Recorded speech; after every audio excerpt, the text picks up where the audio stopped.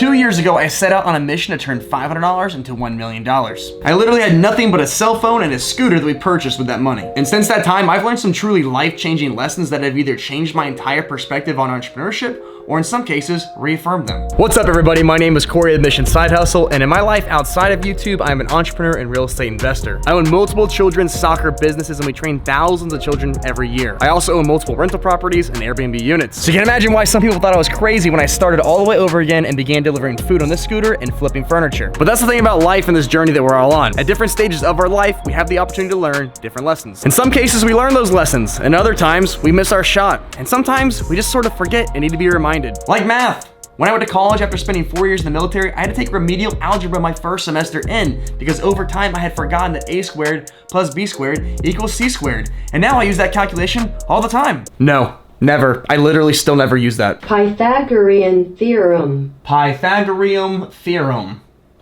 Still got it. So with all that said, let's talk about the 5 lessons that I've learned since starting over from scratch. First lesson is that the beginning is always the hardest part. When you're trying to grow a small amount of money, you're often trying to double your investment over and over and over again. Compared to if you were starting with a large amount, you would only need a small return on your money to earn the same net gain. Additionally, when you're first starting out, every expense is significant because it represents a much larger share of your overall net worth. And if you've watched the vlog before, you've probably seen times when the channel's net worth fluctuates quite a bit. That often happens when we make big purchases like a vehicle or lots of flipping inventory. And sometimes that money is a sunk cost like taxes or fees or registration, and other times it's an investment. But the bottom line is that it's always significant financially. And this is something that I always knew to be true, but never really experienced it in this exact way. You see, I come from nothing and have been working legally since I was 15 years old. So starting from scratch really isn't new to me. But my actual life path has been different from the channel because I went in the military at 18 years old, and by the time I had gotten out, I saved quite a bit of money. This gave me a much better starting point in my life than say $500. And number 2 is that you get out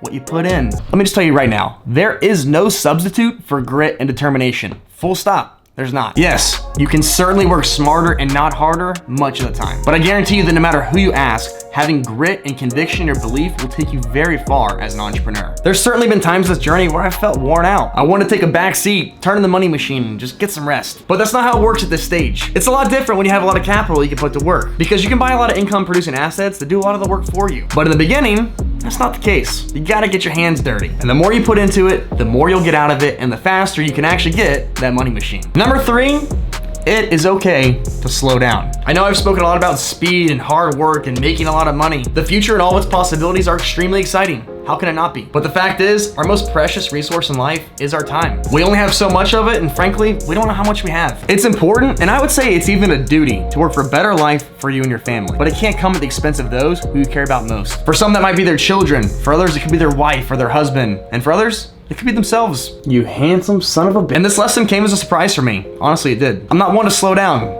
Really ever. I love the future and dreaming about what it may hold. And in a perfect world with unlimited time, I'd work 24/7 to make life exactly as I see it. But the version of myself today is different than the version of myself 10 years ago. My life is different. My family is different. I guess my views are different too. So it's okay to be hungry, and it's good to grind. You have to at times. But keep your eye on the bigger picture, and you just might miss out. Number 4 is find your skill and double down on that. Uber Eats, furniture flipping, junk removal, Turo car rental, adult sports league, real estate license, stocks. These are all things that I've either tried or I'm currently doing. It's good to have multiple income streams, and you should. But I've also come to realize you need to have a core activity to really start to get traction, and then you can branch out. Now, part of this variety for me is because I'm documenting everything on YouTube. I want to give people lots of options and plenty of things to consider for themselves. But because of all this variety, I have sometimes found myself doing a lot of things poorly rather than one thing really well. Number 5, and this might be the most important one financially, leverage is key. If you don't know what leverage is, basically it's using debt as a tool to give yourself capacity that you didn't have before. One of the most common forms of leverage that you often see is when people buy houses with a home loan. People can finance large portion of their homes and then gain appreciation on the entire home's value rather than just the cash they put down as a down payment. And this has been a challenge for me because I've made it a point on the channel to only work with the cash that I have on hand